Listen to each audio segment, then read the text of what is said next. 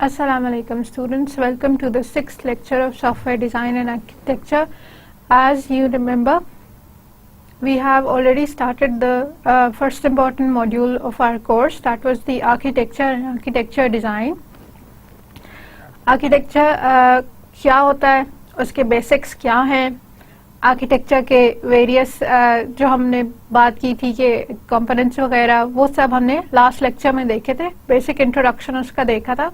4 basic चीजें जो last lecture में हमने देखी, वो introduction to software architecture, what architecture is, significance क्या है, आर्किटेक्चर कहते किसको है. जब हम डिजाइन की बात करते हैं तो डिटेल की भी बात कर ही रहे होते हैं, तो आर्किटेक्चर में डिफरेंस क्या है, इम्पोर्टेंस क्या है, वो हमने देखा. फिर हमने देखा कि आर्किटेक्ट की रिस्पॉन्सिबिलिटीज क्या हैं, कौन से इस तरह के काम हैं जो उसको लाजमी करने in order for him to be able to produce a successful architecture. Social influences, जो डेवलपर इन्फ्लुएंसेस, मल्टीपल इन्फ्लुएंसेस कौन से हैं जो उसको फेस करने पड़ते हैं while he is creating an architecture. और इन इन्फ्लुएंसेस की बेसिस पे जो आर्किटेक्चर क्रिएट होता है वो किस तरह फिर वापस फीडबैक प्रोवाइड होती है स्टेक होल्डर्स को एंड सो ऑन को. फिर हमारे पास था architecture business cycle. Architecture business cycle हमारे पास 5 या 6 एक्टिविटीज पे कंप्राइज करता है, और ये 5-6 एक्टिविटीज ये डिफाइन करती हैं कि आर्किटेक्चर के प्रोजेक्ट इनिशिएशन से आर्किटेक्चर जब हम क्रिएट करते हैं तो आर्किटेक्चर की स्टार्टिंग पॉइंट से लेके एंड पॉइंट तक कौन कौन से हम स्टेप्स या एक्टिविटीज फॉलो कर रहे होते हैं. आज का हमारा जो मकसद है वो ये है कि आर्किटेक्चर को रिप्रेजेंट कैसे करना है. ठीक, हमने पिछले लेक्चर में ये चीज देखी थी कि आर्किटेक्चर है क्या और इसकी नीड क्या है, और आज हम ये देख रहे हैं कि रिप्रेजेंट कैसे होता है. फर्स्ट ऑफ ऑल, मतलब हर काम के शुरू में पहला मकसद तो हमारा ये होता है कि हम ये फिगर आउट करें कि what needs to be done. ठीक, तो हमने इसी तरह किया कि हमने रिक्वायरमेंट्स ले ली थी और रिक्वायरमेंट्स की बेसिस पे अपना वी सैट डाउन के चलो आर्किटेक्चर क्रिएट करते हैं. तो अब हमने देखा कि डिजाइन जो है, all of these design is modelling activity. Design mapping करती है हमारी रिक्वायरमेंट्स से हमारे सॉफ्टवेयर तक. तो उसी सारे प्रोसेस में जब आर्किटेक्चर की बात करते हैं तो आर्किटेक्चर को रिप्रेजेंट कैसे करेंगे. हमारे पास 2 बेसिक तरीके हम जो और ये 2 बेसिक तरीके भी इंडस्ट्री की बहुत कॉमन प्रैक्टिसेस पे बेस्ड है. जो फर्स्ट वन है that is using UML. UML क्या है? Unified modelling language. ये इंडस्ट्री का स्टैंडर्ड प्रैक्टिस है डिटेल्ड डिजाइन को रिप्रेजेंट करने के लिए. तो उसी डिटेल्ड डिजाइन के रिप्रेजेंटेशन के थ्रू हम अपना आर्किटेक्चर रिप्रेजेंट कर सकते हैं. और जो दूसरा अहम काम है हमारे पास वो है आर्किटेक्चर डिस्क्रिप्शन लैंग्वेजेस के थ्रू या एडीएल्स के through. Architectural representations, what do we mean by the term architectural representations? A software architecture specifies high level of software system abstraction by employing decomposition, composition, architecture styles and quality attributes. ठीक, तो अब इसमें हमने बात क्या कर दी कि software architecture जो है वो सिस्टम की हाई लेवल डेफिनेशन हमें प्रोवाइड कर रहा है, और ये डेफिनेशंस, ये एब्स्ट्रैक्शंस जो हैं, हम सिस्टम को मल्टीपल कंपोनेंट्स में कंपोज करके हम सिस्टम को ब्रेक डाउन करते हैं और मल्टीपल कंपोनेंट्स में कंपोज करते हैं, और फिर उसके ऊपर कुछ स्टाइल्स अप्लाई करते हैं. जैसे क्लाइंट सर्वर एक स्टाइल है, क्वालिटी एट्रीब्यूट्स उसके बताते हैं. तो इन सारे कामों के थ्रू हम अपना सॉफ्टवेयर का आर्किटेक्चर जो है वो बयान कर रहे होते हैं, सॉफ्टवेयर का आर्किटेक्चर क्रिएट कर रहे होते हैं. So every software architecture must describe its collection of components and connections and interactions among these components. अब ये वाली वो डेफिनेशन है जो हम पिछले लेक्चर में भी हमने मल्टीपल टाइम्स देखी कि हमारे पास सॉफ्टवेयर आर्किटेक्चर का मकसद क्या है कि आपने एक तो ये बताना है कि आपके पास कंपोनेंट्स कौन से हैं, फिर ये बताना है कि कंपोनेंट्स के कनेक्शंस क्या हैं, फिर ये बताना है कि इनकी आपस की इंटरैक्शंस कौन कौन से रूल्स को फॉलो करके हो सकती है. तो 3 इंपॉर्टेंट चीजें थी. द कंपोनेंट्स, कौन सी एंटिटीज लेके आपका सॉफ्टवेयर आर्किटेक्चर क्रिएट होगा. द कनेक्शंस, जो कंपोनेंट्स हमने अभी डिफाइन किए हैं, ये कंपोनेंट्स एक दूसरे से इंटरैक्ट कैसे करेंगे, आइदर रिमोट प्रोसीजर कॉल से करेंगे किसी फंक्शन कॉल से करेंगे, फाइल या डाटा ट्रांसफर से करेंगे, थ्रू सम डाटाबेस ऑपरेशन करेंगे, इनकी आपस की इंटरैक्शंस किस तरह होंगी, और ये इंटरैक्शंस जो हैं वो कौन से कंस्ट्रेंट्स जो है उसके ऊपर अप्लाई करेंगे, कौन कौन सी चीज़ें जो हैं वो सर्टन आर्किटेक्चर की लिमिट के अंदर रह के अलाउबल हैं और कौन कौन सी चीज़ें हैं जो नॉट अलाउड है। आर्किटेक्चर हमारे पास डिप्लॉयमेंट कॉन्फ़िगरेशन को भी हैंडल करता है। अब ये डिप्लॉयमेंट कॉन्फ़िगरेशन क्या है? डिप्लॉयमेंट कॉन्फ़िगरेशन सॉफ्टवेयर की एक्चुअली प्लेसमेंट ऑन हार्डवेयर है। हम लास्ट टाइम भी एक एग्जांपल लेके चल रहे थे कि हमारे पास एक क्लाइंट मशीन होती है और एक सर्वर मशीन होती है।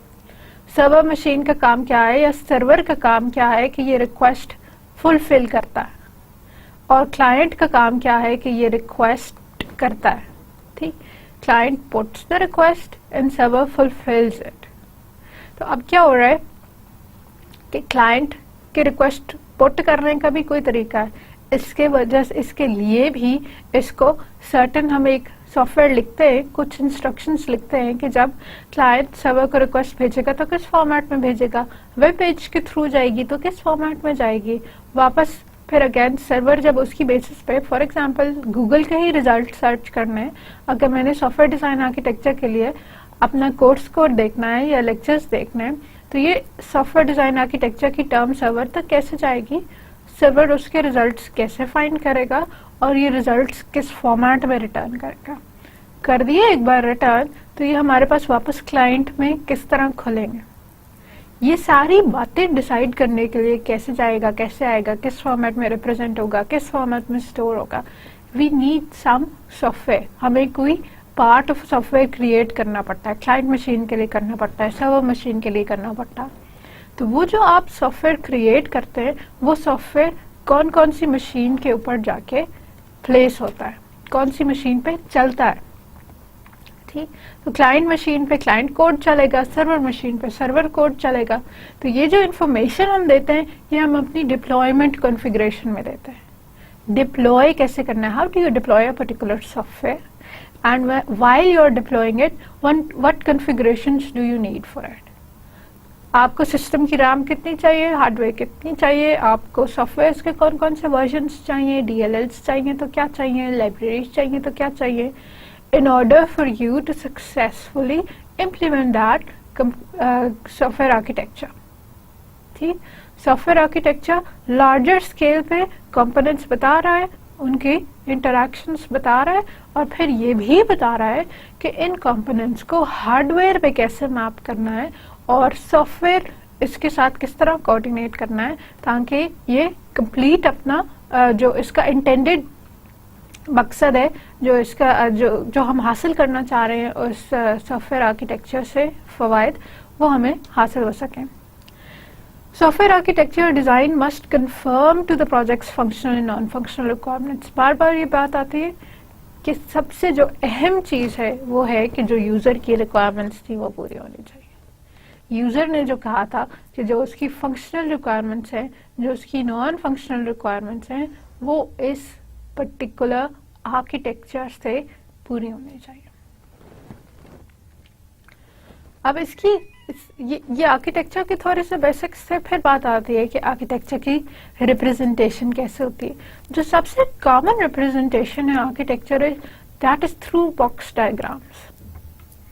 ठीक, बॉक्स लाइन डायग्राम्स में क्या है, जो बिजनेस कॉन्सेप्ट्स हैं, जो मेन एंटिटीज हैं, हम वो रिप्रेजेंट कर देते हैं।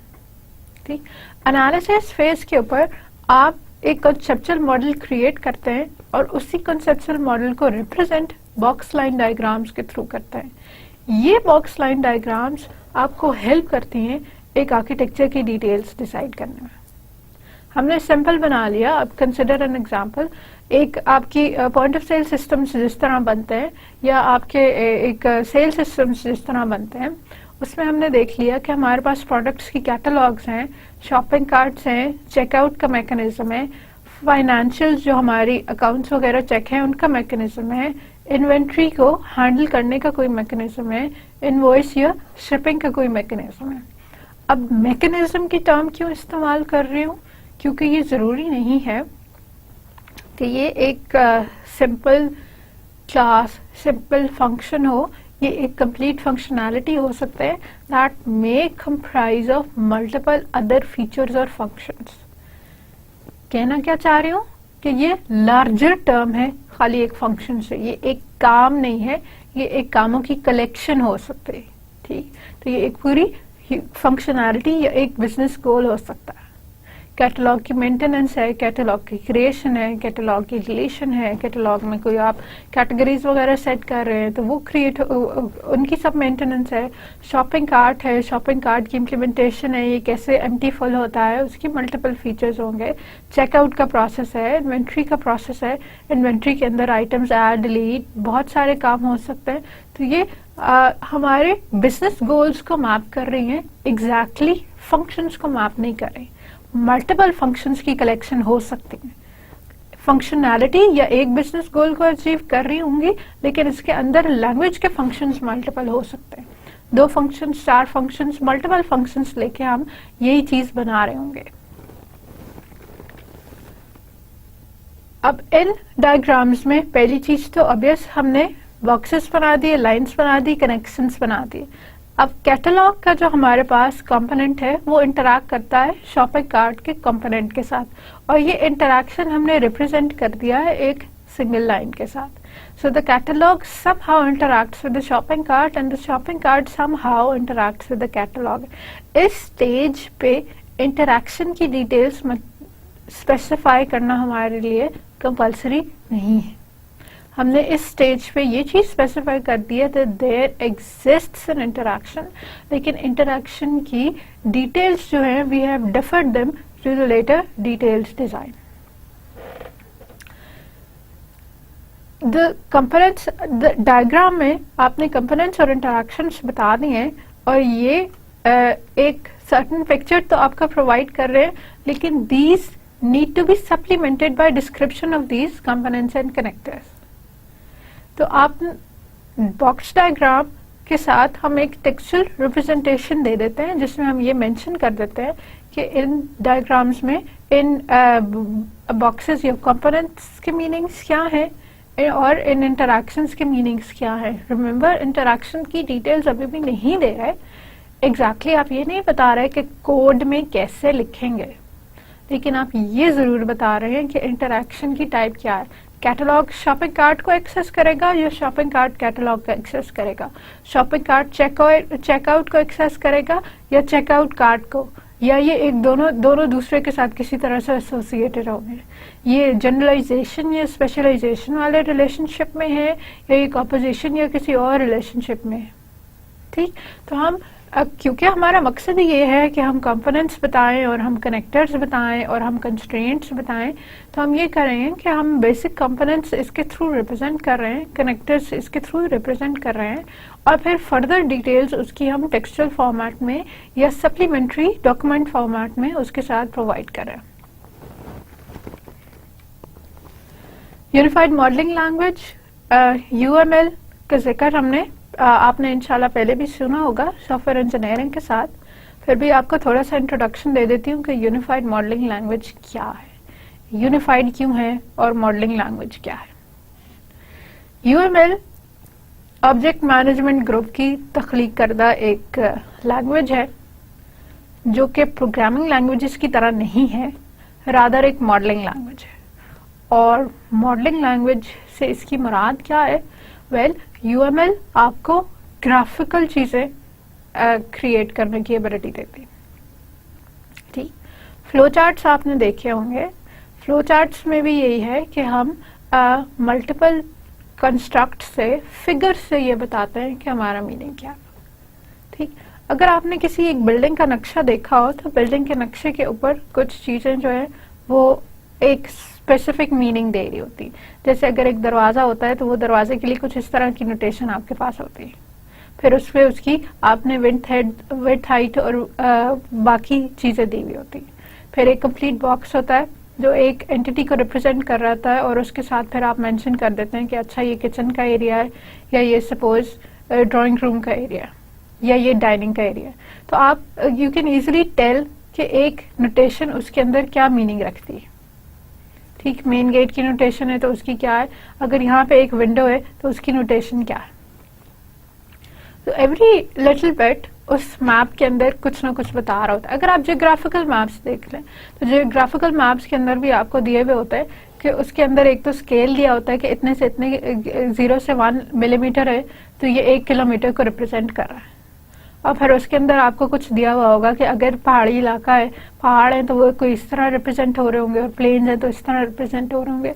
तो every line, every figure has a particular meaning. वो किसी एक फिजिकल चीज को, किसी एक एक्चुअल रियल वर्ल्ड चीज को रिप्रेजेंट कर रहा होता है। मॉडलिंग लैंग्वेज का काम यही है। लैंग्वेज इसको क्यों कहते हैं, क्योंकि ये स्टैंडर्ड नोटेशंस प्रोवाइड करता है। ये सारा बताता है कि ऐसी लाइन होगी तो क्या होगी, ऐसी होगी तो क्या होगी। लैंग्वेज इज एनीथिंग कि जो एक स्टैंडर्ड सेट इस्तेमाल करके कम्युनिकेशन करने की एबिलिटी रखता हो। मॉडलिंग लैंग्वेज क्यों है, क्योंकि ये नोटेशंस यूज करती है जो रियल लाइफ की हमारे ऑब्जेक्ट्स को रिप्रेजेंट करते हैं। ठीक, रियल लाइफ के ऑब्जेक्ट्स को रिप्रेजेंट करते हैं और उनके अप्रोप्रिएट सॉफ्टवेयर नोटेशंस बनाता है। अच्छा, अब यूएमएल की स्पेशल बात क्या है, ये नक्शे बनाने के काम तो नहीं आती, सॉफ्टवेयर बनाने के काम आती है। सॉफ्टवेयर की टर्म्स में जितनी हमें चीजें चाहिए होंगी वो हम यूएमएल के थ्रू रिप्रेजेंट कर सकते हैं। ठीक, अगर आपको आपने क्लास डायग्राम्स अगर आपको याद हो या आपको यूज केसेस याद हो तो उसमें हमने इसी तरह से किया था कि अगर आप एक ह्यूमन फिगर बनाते हैं तो उसका मतलब है कि ये आपके पास एक्टर है। ठीक, स्टिक फिगर आपने बना ली तो ये आपके पास एक्टर है। ये एक्टर कम्युनिकेट करता है किसी यूज केस के साथ और ये यूज केस की ओवल नोटेशन जो है ये किसी फंक्शनैलिटी को रिप्रेजेंट करती है। एक एक्टर मल्टीपल फंक्शनैलिटीज के साथ रिप्रेजेंट किया जा सकता है, तो ये मल्टीपल जो है यूज केसेस हमारे पास अवेलेबल है। ठीक, इसी तरह हमने अगर क्लासेस को रिप्रेजेंट करना हो तो क्लासेस की भी हमारे पास नोटेशंस मौजूद हैं। इसको थोड़ा सा आगे देखते हैं, लेकिन बेसिक आइडिया आपको ये देना चाह रही हूँ। मॉडलिंग लैंग्वेज है, मीनिंग के नोटेशंस के थ्रू रिप्रेजेंट कर रही है। रिप्रेजेंट कर किसको रही है, उन चीजों को जो हम सॉफ्टवेयर के अंदर इस्तेमाल करते हैं। ठीक, सॉफ्टवेयर के अंदर अगर हम फॉर एग्जांपल क्लासेस वगैरह इस्तेमाल करते हैं तो उनकी रिप्रेजेंटेशन है। कोई फंक्शंस या डाटा की बात इस्तेमाल करते हैं तो उसकी रिप्रेजेंटेशन है। यहाँ एक चीज और भी बहुत इंपॉर्टेंट है, याद रखने वाली है। यूएमएल ऑब्जेक्ट मैनेजमेंट ग्रुप की तख्लीक है और object management group object oriented philosophy पे बना हुआ है। फिलॉसफी को सॉर्ट ऑफ हैंडल करता है। ऑब्जेक्ट्स के ऑब्जेक्ट ओरिएंटेड कोई भी नई लैंग्वेज आप बनाएंगे, ऑब्जेक्ट ओरिएंटेड प्लेटफॉर्म बनाएंगे, ऑब्जेक्ट ओरिएंटेड कुछ भी बनाएंगे तो उसके लिए जो रूल्स हैं वो सब डिफाइन हमारे पास ऑब्जेक्ट मैनेजमेंट ग्रुप ने किए हुए। तो इसलिए यूएमएल के अंदर जो नोटेशंस आपको मिलती हैं या जो डायग्राम्स आपको मिलती हैं वो ऑब्जेक्ट ओरिएंटेड से ताल्लुक रखती हैं। इवन दो कि कुछ सिनेरियोज में हम इनको अडॉप्ट कर लेते हैं, हम इनको चेंज कर लेते हैं और दूसरी मॉडलिंग टेक्निक्स के लिए भी इस्तेमाल कर लेते हैं, लेकिन प्राइमरली यूएमएल का ताल्लुक ऑब्जेक्ट ओरिएंटेड से। यूनिफाइड इसको क्यों कहते हैं, क्योंकि ये ऑब्जेक्ट ओरिएंटेड की रिप्रेजेंटेशन के लिए जितने भी डायग्राम्स चाहिए हैं, जितने भी आपको प्रोसीजर्स चाहिए, उन सब की रिप्रेजेंटेशन प्रोवाइड करता। इसके मल्टीपल वर्जन्स आपके पास अवेलेबल है। फर्स्ट वर्जन आया, फिर उसमें रिवीजन करके ऑब्जेक्ट मैनेजमेंट ग्रुप ने सेकंड वर्जन प्रोवाइड कर दिया, नोटेशंस चेंज कर दी, बेहतर कर दी और जैसे रिक्वायर्ड थी उस तरह इंक्रीज करते रहे। UML is a graphical language। अब उसी की फॉर्मल डेफिनेशन आपको दे देती हूँ। UML is a graphical language for visualizing, specifying, constructing, documenting the artifacts of a software intensive system। तो इसके 4 बेसिक काम क्या हैं? UML विजुअलाइजेशन के लिए इस्तेमाल होता है, स्पेसिफाइंग के लिए इस्तेमाल होता है, कंस्ट्रक्टिंग और डॉक्यूमेंटिंग के लिए इस्तेमाल होता है। विजुअलाइज क्या करना है? हमने जो प्रोसेसेस डिफाइन किए थे, जो हमने मॉड्यूल्स डिफाइन किए थे, जो हमने कंपोनेंट्स डिफाइन किए थे, उनको विजुअलाइज करना। अभी आर्किटेक्चर में हम ये बात कर रहे थे कि आर्किटेक्चर मल्टीपल कंपोनेंट्स लेके बनता है। आर्किटेक्चर के अंदर बहुत सारे कंपोनेंट्स होते हैं, वो कंपोनेंट्स एक दूसरे से किसी तरह कनेक्ट होते हैं, उस किसी तरह की क्या विजुअलाइजेशन है, कैसे आप तस्वीर के साथ रिप्रेजेंट कर सकते हैं, वो यूएमएल का काम है। फिर स्पेसिफाइंग उन्हीं कंपोनेंट्स की डिटेल, कि अगर एक बॉक्स नोटेशन है तो उसका मतलब क्लास है, अगर एक ओल्ड नोटेशन है तो उसका मतलब यूज केस है, ये स्पेसिफाई करने की हमें एबिलिटी देता है। कंस्ट्रक्टिंग डायग्राम्स जो हैं, मॉडल्स जो हैं, उनकी कंस्ट्रक्शन की हमें एबिलिटी देता है। यूएमएल को इस्तेमाल करके आप डिजाइन पूरा क्रिएट कर सकते हैं through multiple diagrams. And documenting the artefacts of software intensive system, और इन्हीं डायग्राम्स की जो एक कलेक्शन है, इन्हीं डायग्राम्स की जो एक डॉक्यूमेंटेशन है, वो हमारा सॉफ्टवेयर का एक कंप्लीट डिजाइन क्रिएट कर देंगे। UML offers a standard way to draw systems blueprints. ये इसी की सिंपलेस्ट डेफिनेशन है। UML एक स्टैंडर्ड वे देता है एक सिस्टम के सारा नक्शा बनाने को, उसका मैप बनाने को, उसकी ट्रांसलेशन बनाने को, उसका ब्लूप्रिंट बनाने को, और यही नक्शा या ब्लूप्रिंट हम एक्चुअली डिजाइन कहते हैं। This is what we are doing here. इसमें एक चीज याद रखिए, हम इसको स्टैंडर्ड वे क्यों कहते हैं, UML स्टैंडर्ड क्यों है। एक तो ये कि एक एक्सेप्टेड अथॉरिटी इसकी नोटेशन रिलीज करता है, ठीक। Object management group is an accepted authority, सबको पता है ऑब्जेक्ट मैनेजमेंट ग्रुप क्या है, और सब उसी के रेफरेंस से जो नोटेशंस उन्होंने रिलीज की हैं उन्हीं को इस्तेमाल करते हैं। तो ऐसा नहीं है कि मैं यूज केस डायग्राम बनाऊं और मैं कहूं कि ओवल का मतलब एक यूज केस है, और आप यूज केस डायग्राम बनाए तो आप कहें नहीं बॉक्स का मतलब एक यूज केस है, ठीक। तो नोटेशन स्टैंडर्ड है, जो एक जगह मीनिंग रखती है वो एक दूसरी जगह मीनिंग रखती है, और यही स्टैंडर्ड नोटेशन मार्केट एक्सेप्टेबल है। Everybody follows the same notations, ठीक, कोई कॉन्फ्लिक्ट नहीं है इसमें। UML के थ्रू आर्किटेक्चर की रिप्रेजेंटेशन किस तरह करनी है, व्यू मॉडल्स क्रिएट करके। मॉडल क्या है, complete simplified description of a system from a particular perspective और व्यू पॉइंट। अच्छा, अब हम शुरू में भी शायद बात हुई थी, एक स्कूल क्रिएट करना है, उसका नक्शा फर्क होगा, और एक मस्जिद क्रिएट करनी है तो उसका नक्शा फर्क होगा, ठीक है। फिर हमने देखा था कि अच्छा स्कूल बना लिया हमने, 5 उसके कमरे डिसाइड कर लिए, एक लैब डिसाइड कर ली, 3 ऑफिसेज की स्पेसेस डिसाइड कर ली, ग्राउंड भी बना लिया। ये सारा काम मुझे उसके आर्किटेक्ट ने करके दे दिया, अब उसका काम खत्म हो गया, ठीक। उसने मुझे सिर्फ इतना बताया था कि इतनी आपकी अगर जमीन है, इतनी अगर आपकी जगह, तो ये स्ट्रक्चर्स बन जाएंगे, ठीक। आपकी जो टोटल अमाउंट ऑफ एरिया आपके पास अवेलेबल है, उस एरिया के हिसाब से कौन कौन से स्ट्रक्चर्स आपके पास बन जाएंगे। फिर नेक्स्ट मैंने क्या किया कि मैंने किसी इलेक्ट्रिशियन को बुलाया और इलेक्ट्रिशियन को बताया कि भाई ये सारे कमरे हैं, इन सारे कमरों के अंदर अब मुझे बिजली चाहिए। तो उसको नक्शा प्रोवाइड किया, लेकिन वो नक्शे को जमीन के हिसाब से नहीं देख रहा, स्पेस के हिसाब से नहीं देख रहा, वो इस चीज की एक्सेसिबिलिटी देख रहा है कि बिजली का कनेक्शन कहाँ से ला सकता है, और ये बिजली का कनेक्शन हर कमरे में कैसे प्रोवाइड हो सकता है, ठीक। उसका फोकस इस बात पे है। फिर इसी तरह मैंने बुलाया एक सपोज प्लम्बर को बुलाया, उसको बताया कि ये मेरी बिल्डिंग है, ये देखो ये इसका नक्शा है, अब मुझे बताओ कि इसमें प्लम्बिंग की मटेरियल्स, प्लम्बिंग की चीजें कैसे लगेंगी, पानी के पाइप अगर लगेंगे तो किधर लगेंगे। सेम बिल्डिंग, लेकिन अब वो ये नहीं देख रहा कि इसमें बिजली की तारें जो हैं वो 10 हैं या 12 हैं, उसको इस बात से कंसर्न है कि नियरेस्ट वाटर रिसोर्स क्या है, और वो वाटर रिसोर्स हर जगह पे एम्पली कैसे प्रोवाइड होंगे, ठीक। तो इसी तरह अगर मैं किसी डिजाइनर को ले आऊं यहाँ पे बीच में, जो इंटीरियर डिजाइनर होते हैं, तो इंटीरियर डिजाइनर अब ये चीज चेक करेगा कि वो कौन कौन सा फर्नीचर कहाँ पे प्लेस कर सकता है, और इस फर्नीचर से जो है ना ऑप्टिमल रिजल्ट्स किस तरह से आ सकते हैं। ये सारे कंप्लीटली डिस्कनेक्टेड नहीं है, ठीक। कंप्लीटली डिस्कनेक्टेड का मतलब जहां पे पानी का पाइप लगा हुआ है वहीं पे बिजली की तार नहीं बिछाई जा सकती, और अगर कमरे में एक लाइट एक डायरेक्शन में नॉर्थ की तरफ अगर लाइट जा रही है तो मैं वेस्ट की तरफ ब्लैक बोर्ड नहीं लगा सकती। तो इवन दो कि इनका मेन फोकस एक दूसरे से फर्क है, जो वो चीज देखना चाह रहे हैं, जज करना चाह रहे हैं, वो फर्क है, लेकिन बेसिक या अंडरलाइंग स्ट्रक्चर जिसकी ऊपर सारा कुछ बिल्ड हो रहा है वो सेम है।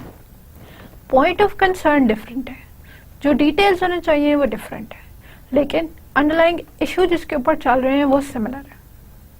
तो व्यूज क्या करते हैं कि व्यूज डिफरेंट पर्सपेक्टिव से, डिफरेंट एंगल्स से हमें सेम चीज की डिफरेंट इंफॉर्मेशन प्रोवाइड करते हैं।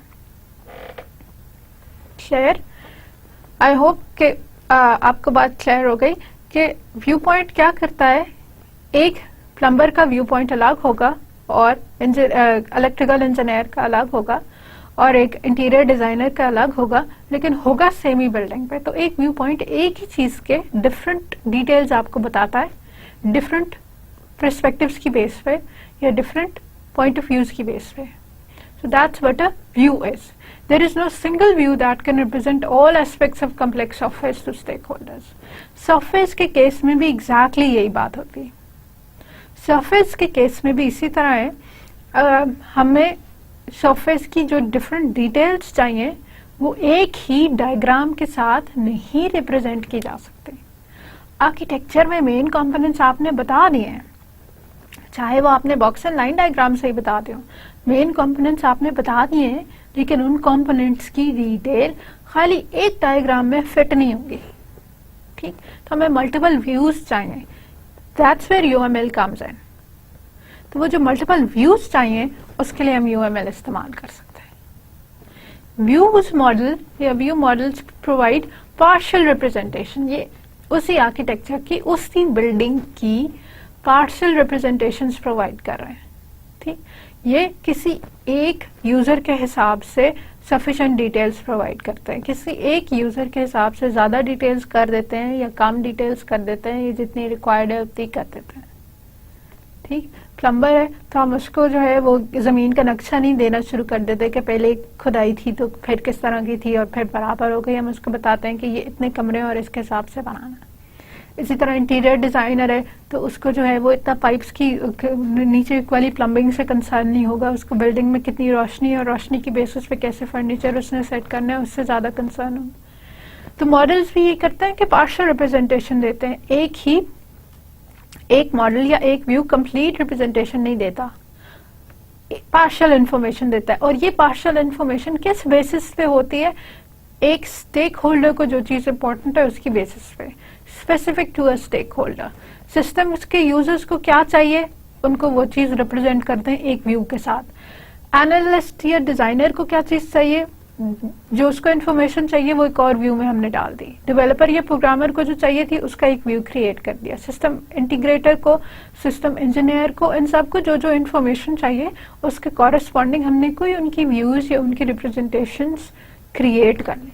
और ये व्यूज या रिप्रेजेंटेशंस अब particular to that customer, particular to that stake holder detailed information देते हैं।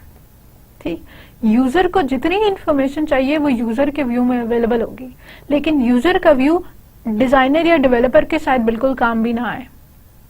ठीक, वो इन दोनों के लिए पॉइंट ऑफ कंसर्न नहीं है, लेकिन उसको जितनी बात चाहिए थी, यूजर को जितनी इंफॉर्मेशन चाहिए थी वो इसको यहाँ से सारी प्रोवाइड हो गई। इसी तरह एक डेवलपर का व्यू जो है वो यूजर के किसी काम का नहीं है।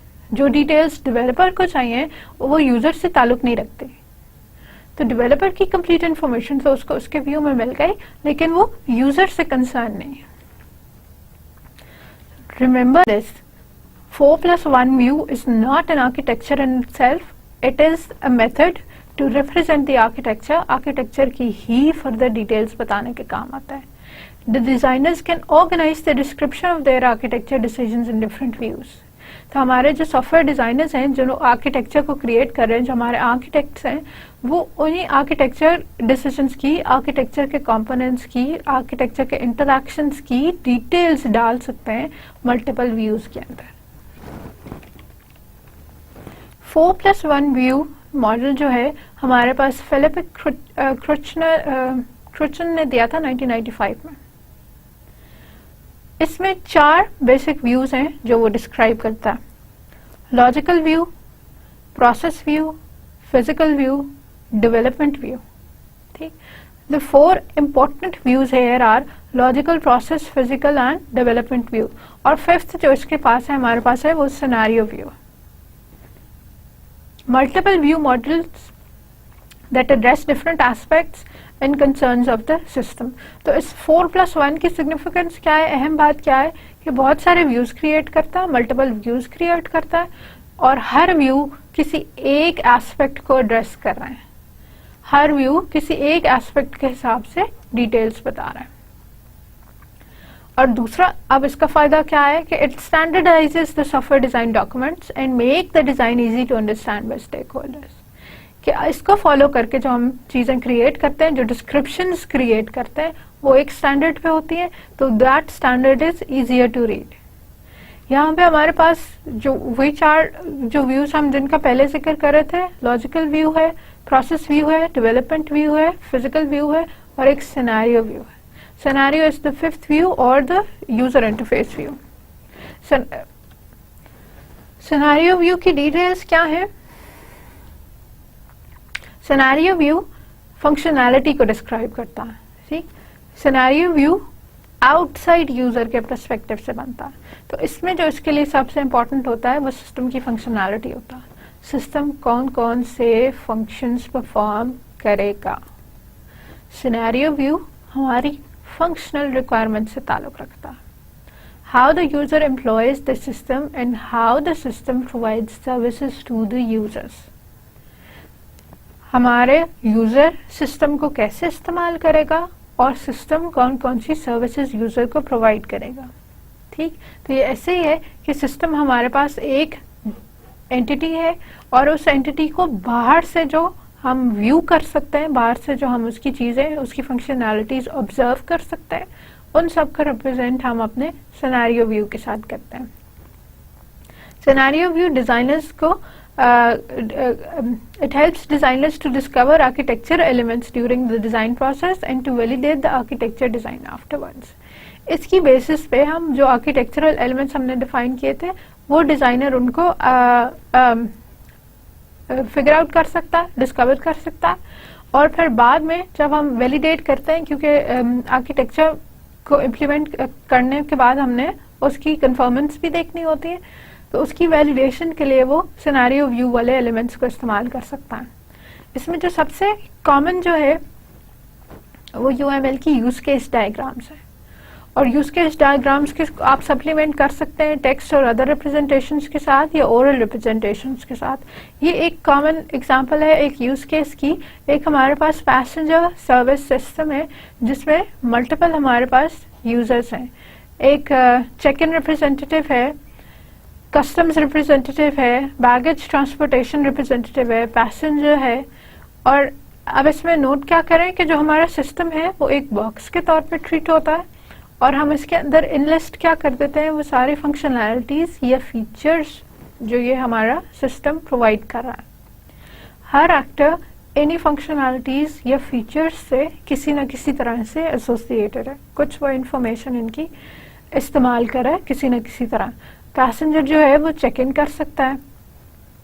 अब मैनुअल चेक इन भी ये हो सकती है. अगर ये मैनुअल चेक इन है तो इसके लिए चेक इन का रिप्रेजेंटेटिव चाहिए, तो चेक इन का रिप्रेजेंटेटिव भी एसोसिएटेड है और हमारे पास पैसेंजर भी एसोसिएटेड है. फिर इसी तरह पैसेंजर ऑटोमेटेड चेक इन भी कर सकता है. ऑटोमेटेड चेक इन करेगा तो उसको इसके अलावा उसको चेक इन रिप्रेजेंटेटिव की जरूरत नहीं होगा. एक्सप्रेस चेक इन कर सकता है, बोर्डिंग कर सकता है, और हमारा जो कस्टम्स ऑफिसर है वो रिक्वेस्ट कर सकता है पैसेंजर्स लिस्ट के लिए. जो हमारा बैगेज ट्रांसपोर्टर है वो रिक्वेस्ट कर सकता है पैसेंजर लिस्ट के लिए.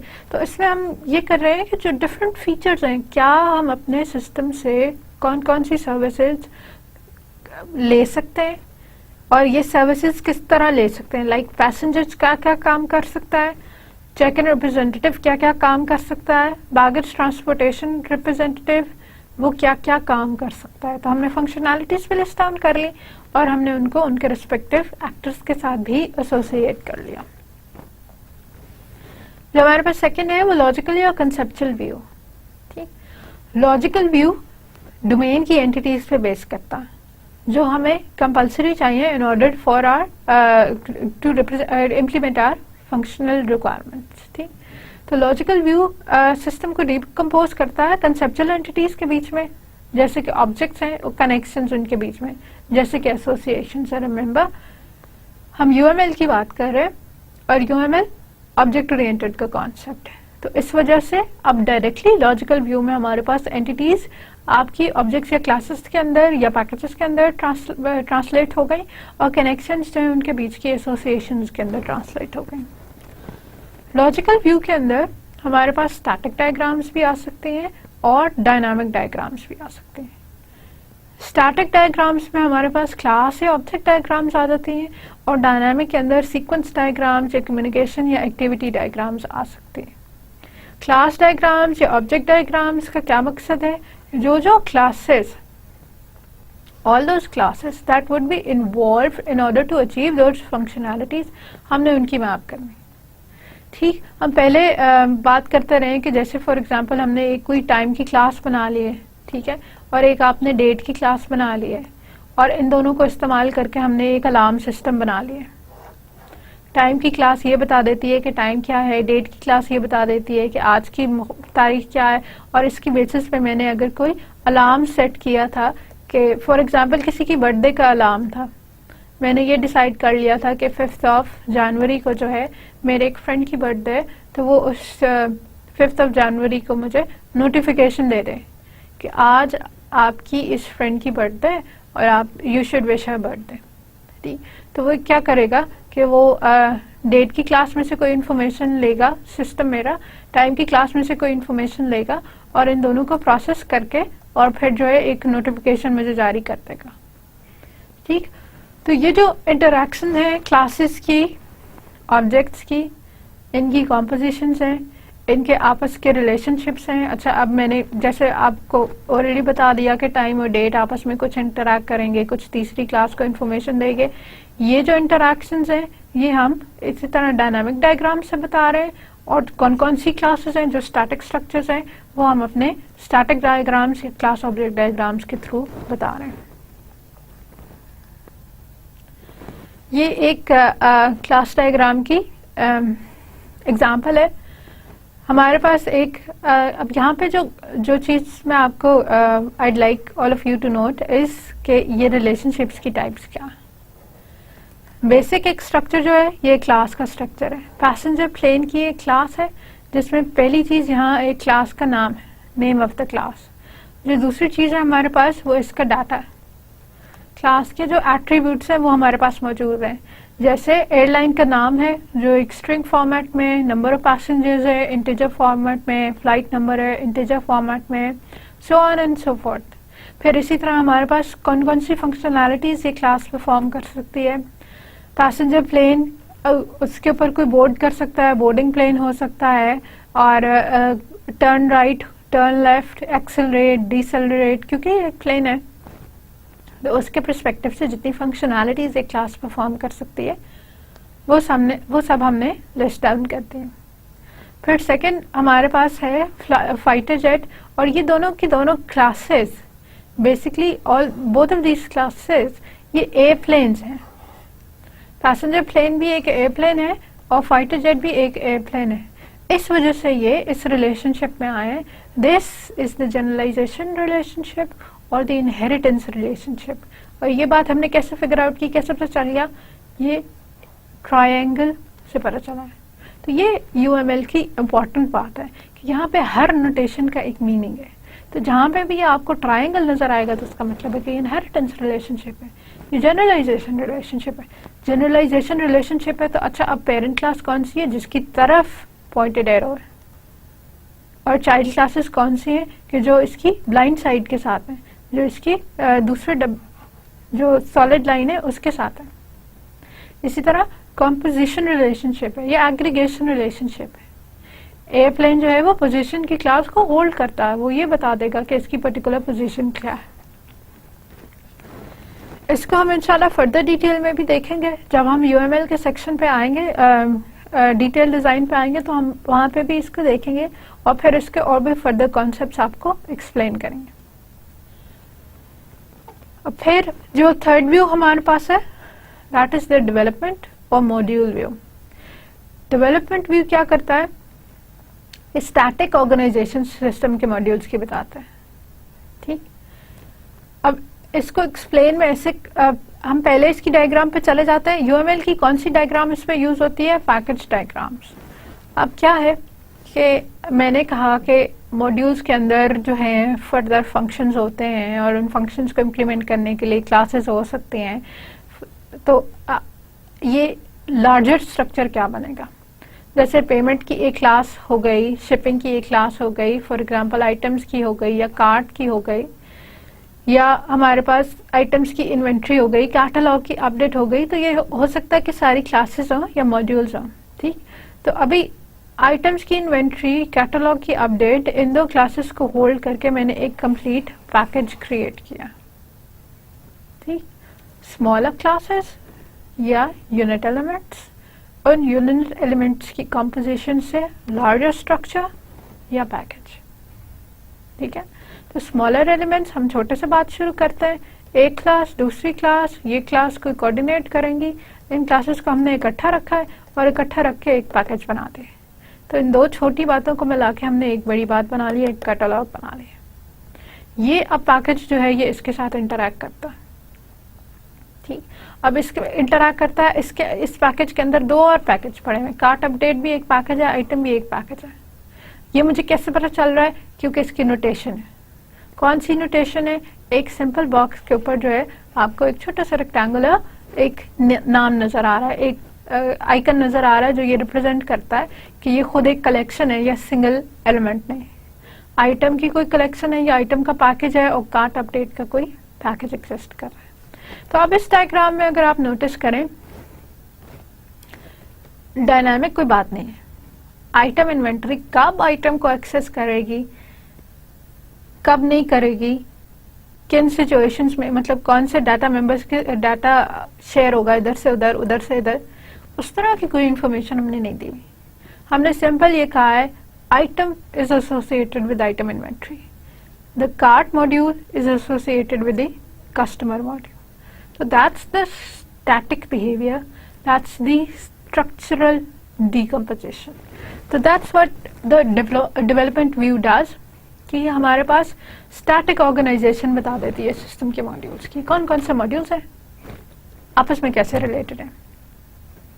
और यही मॉड्यूल्स अब डायग्राम के हिसाब से तो किसी और तरह रिप्रेजेंट होता है ना, यही मॉड्यूल्स लैंग्वेज में क्या है, इनकी significance, name spaces, class libraries, सब सिस्टम्स, इनकी फॉर्मेट में हमारे पास अवेलेबल होते हैं। ठीक, और ये नेम स्पेस कैसे बनती है, ग्रुप ऑफ क्लासेस से बनती है। लाइब्रेरी कैसे बनती है, ग्रुप ऑफ क्लासेस से बनती है। ठीक, तो अब हमारे पास क्या है कि हमने स्मॉलर स्ट्रक्चर क्लासेस से लार्जर स्ट्रक्चर्स क्रिएट किए हैं। तो लैंग्वेज में जब मैं आप बनाएंगे तो आप एक लाइब्रेरी क्रिएट करेंगे। आई होप कि आपको याद होगा कि बहुत सारी लाइब्रेरीज हम पहले इस्तेमाल भी करते हैं। जैसे अगर आईसीपी में आपने ये देखा होगा कि मैथ्स का अगर स्क्वायर रूट का फंक्शन इस्तेमाल करना है SQRT और उसको एक पैरामीटर देना है, तो इसके लिए कंपलसरी है कि आप ऊपर हैश इंक्लूड में मैथ्स की लाइब्रेरी इंक्लूड कराएं। तो जो ये मैथ्स की लाइब्रेरी हम इंक्लूड कराते हैं उसके अंदर इसके लिए जो है फंक्शंस लिखे हुए हैं। तो ये दैट कंप्राइजेज अ पैकेज। तो ये पैकेज का कॉन्सेप्ट है कि हम इस तरह की बड़ी बड़ी सी चीजें क्रिएट कर लेते हैं जो छोटी छोटी चीजों को होल्ड करते हैं, चाहे वो फंक्शंस की फॉर्मेट में हो या क्लासेस एंड ऑब्जेक्ट्स की फॉर्मेट में।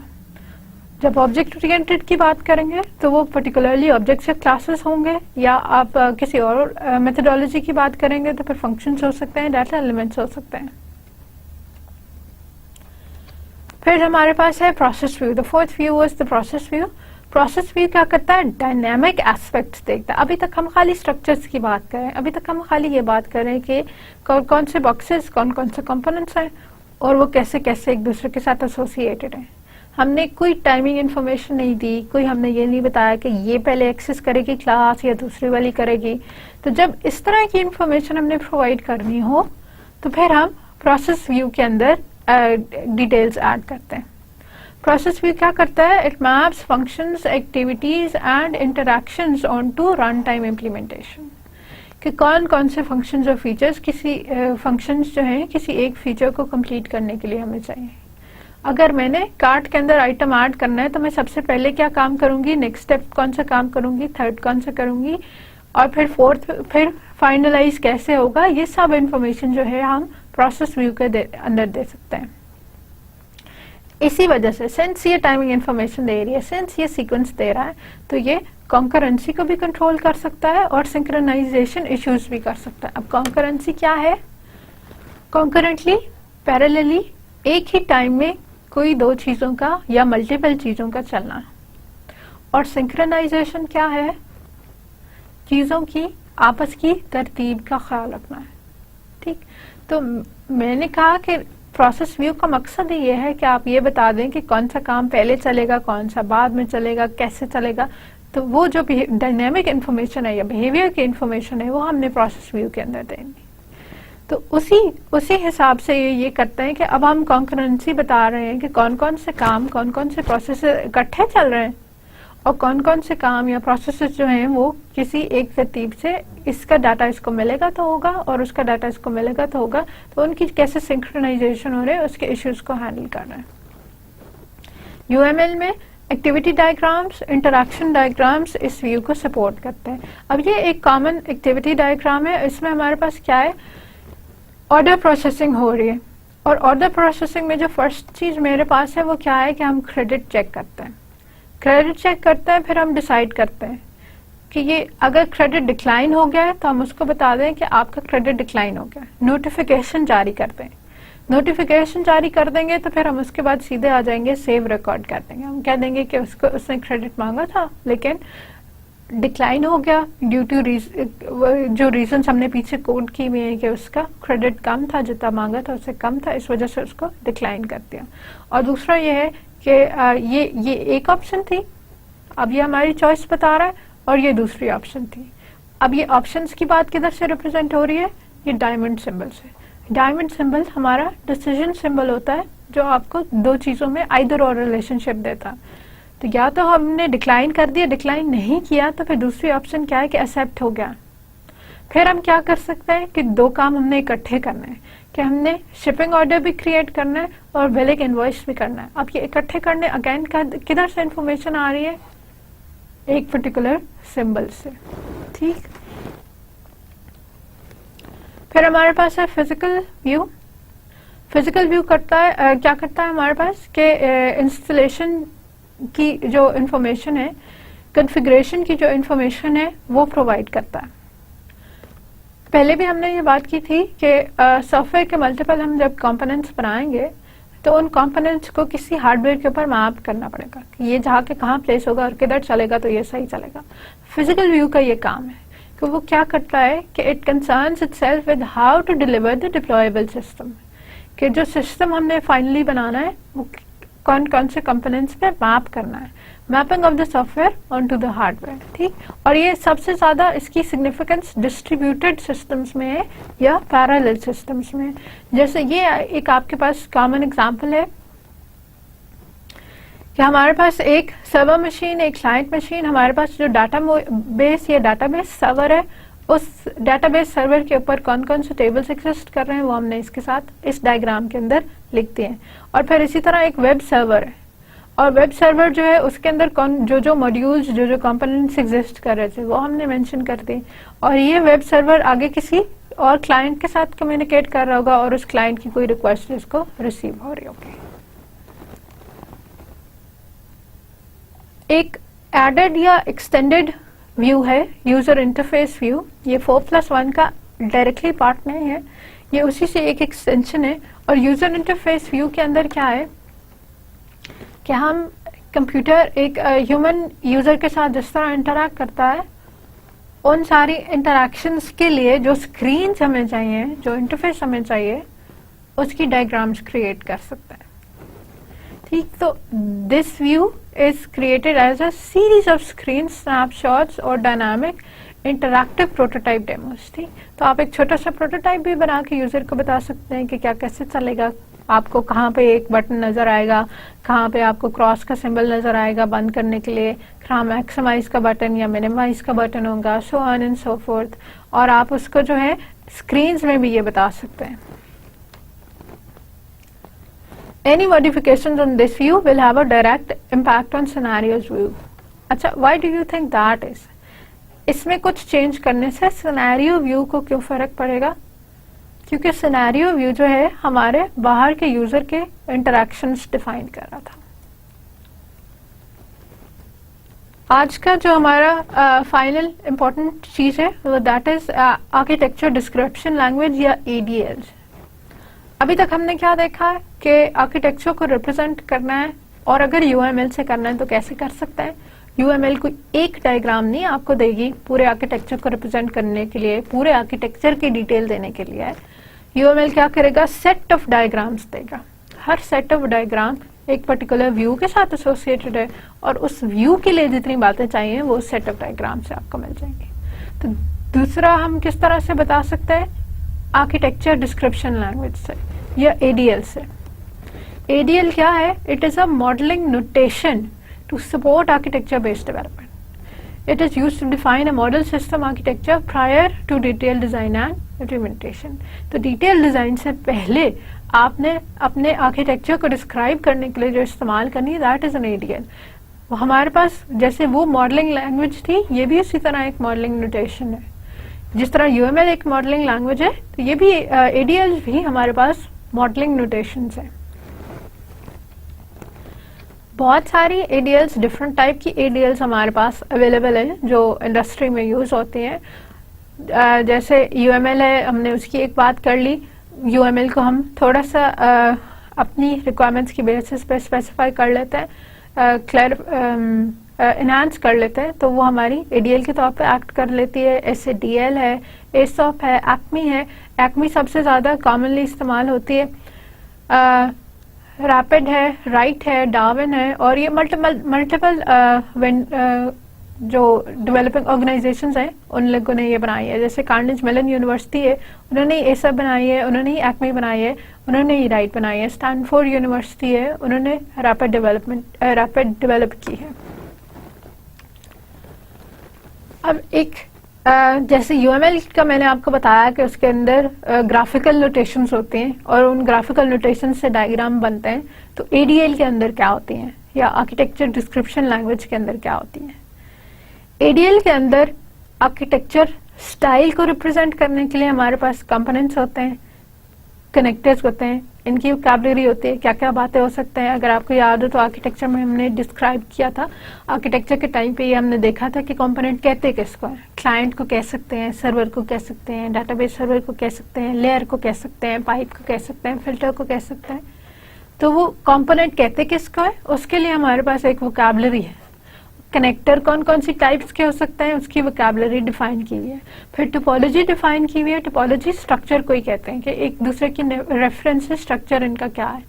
और कंस्ट्रेंट्स को डिफाइन करते हैं कि कौन कौन से कंस्ट्रेंट्स हो सकते हैं। अब थोड़ा सा ये आपको फर्दर नेक्स्ट लेक्चर्स में भी ये बात क्लियर हो जाएगी जैसे हम स्टाइल्स पे जाते हैं, लेकिन अभी के लिए भी ये याद रख लें कि कंस्ट्रेंट्स जो है लिमिटेशंस है। जैसे क्लाइंट सर्वर की सबसे ऑब्वियस लिमिटेशन है कि क्लाइंट रिक्वेस्ट पुट कर सकता है, सर्विस प्रोवाइड नहीं कर सकता। सर्विस प्रोवाइड करना सर्वर का काम है, सर्वर रिक्वेस्ट नहीं पुट कर सकता। ठीक, तो ये ऑब्वियस लिमिटेशंस या कंस्ट्रेंट्स हैं, ये इसी तरह इम्प्लीमेंट होता है। तो उन कंस्ट्रेंट्स की रिप्रेजेंटेशन भी वो आर्किटेक्चरल स्टाइल में ADL एक रिप्रेजेंट करती है। फिर कंपोनेंट्स हमारे पास यही कंप्यूटेशन की फोकस है और इसमें हमारे पास फिल्टर्स, डाटा स्टोर्स आ जाते हैं और connectors, remote procedure calls, RPCs, pipes, TCP/IP, ये हमारे कनेक्शन इंटरनेट के कनेक्शन के लिए इस्तेमाल होते हैं। प्रोसीजर कॉल्स या फंक्शन कॉल्स, इन सब की रिप्रेजेंटेशन के लिए। अच्छा, अब इस सारे के साथ एक प्रॉब्लम है। क्या प्रॉब्लम है? Tool support. ठीक, UML जैसे है तो UML की टूल सपोर्ट हमारे पास किस फॉर्मेट में अवेलेबल है? माइक्रोसॉफ्ट ने विजियो बना दिया, हमारे पास रैशनल रोज बन गया और इस तरह के बहुत सारे टूल्स हैं जो UML की नोटेशंस को सपोर्ट करता है।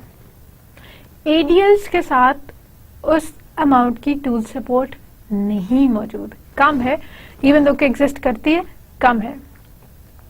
अब इसमें एक्मी एक इस तरह का ADL है जिसके लिए एक UML की टूल की सपोर्ट हमारे पास अवेलेबल है। ये डेवलप किसने की थी? डेविड गार्लैंड ने और डेविड वाइल ने। सिंपल जेनेरिक लैंग्वेज है सॉफ्टवेयर की डिस्क्रिप्शन के लिए और सॉफ्टवेयर की फैमिलीज ऑफ आर्किटेक्चर के लिए, ठीक है। Intended to be standard representation of tools.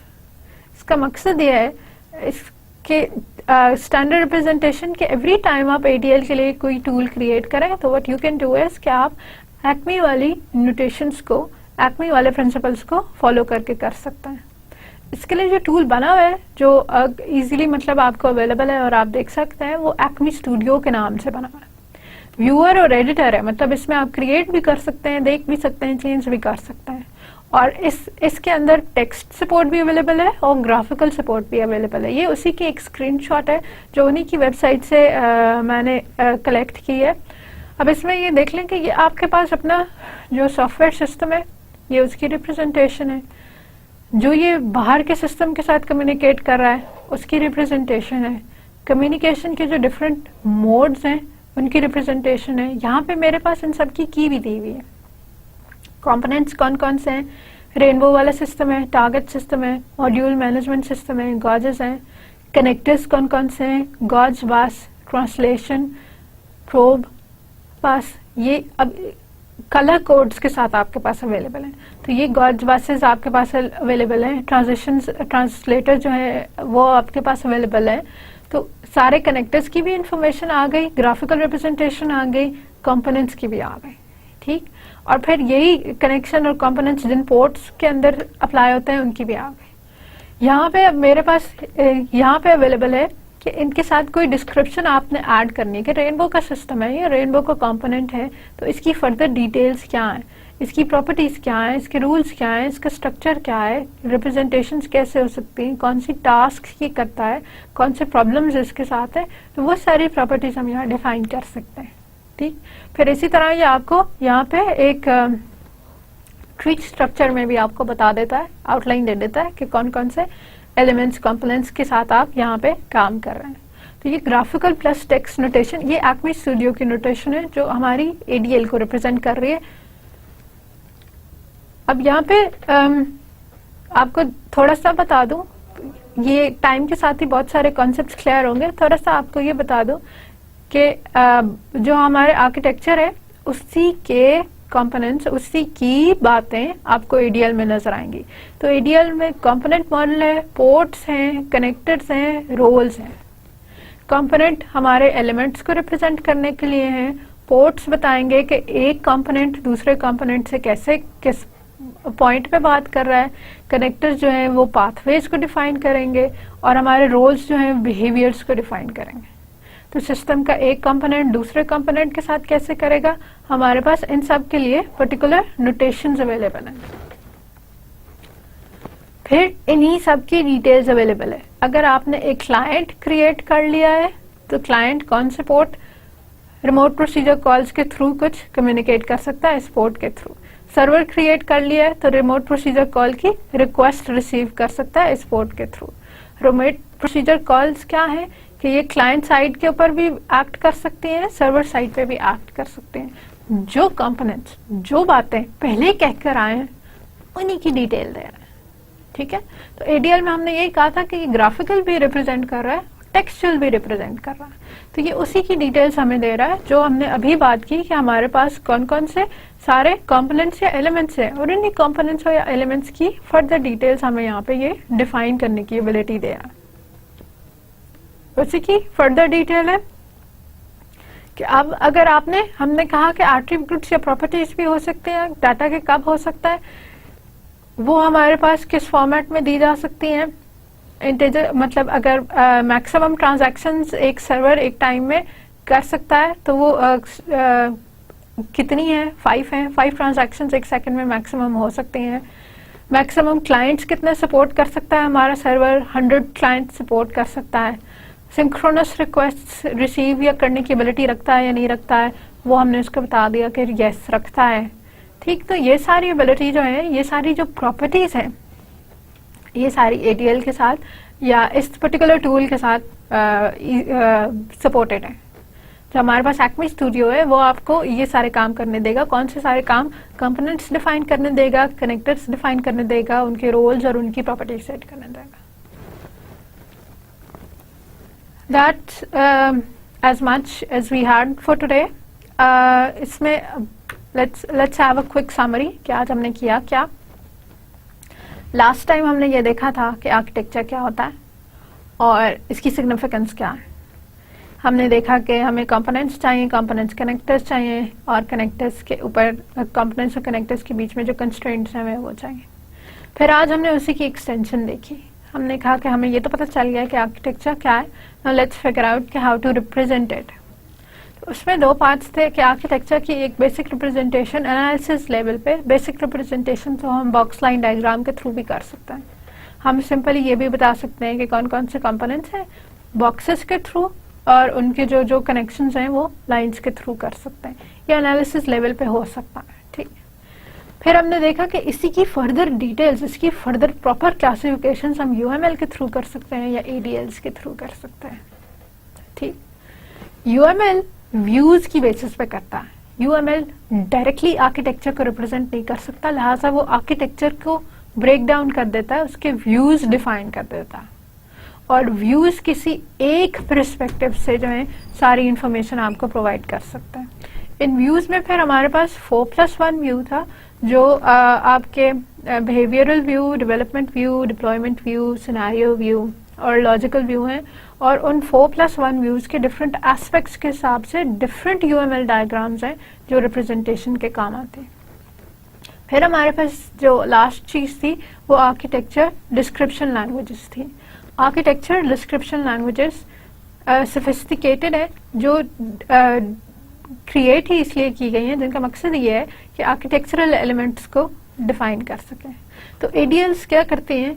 Components की वोकैबुलरी बताती हैं, कनेक्टर्स की वोकैबुलरी बनाती हैं, इनके रोल्स और उनकी प्रॉपर्टीज सेट करती हैं। मल्टीपल ADLs हैं जिसमें से एक का हमने थोड़ा सा देखा कि हमारे पास एक जो एक्मे क्रिएटेड है लैंग्वेज और फिर उसका जो टूल हमारे पास है एक्मे स्टूडियो, हमने वो देखा ये कैसे ग्राफिकल रिप्रेजेंटेशन करता है, टेक्सचुअल रिप्रेजेंटेशन करता है और इन दोनों रिप्रेजेंटेशन के थ्रू आर्किटेक्चर की कंप्लीट इंफॉर्मेशन किस तरह से देता है।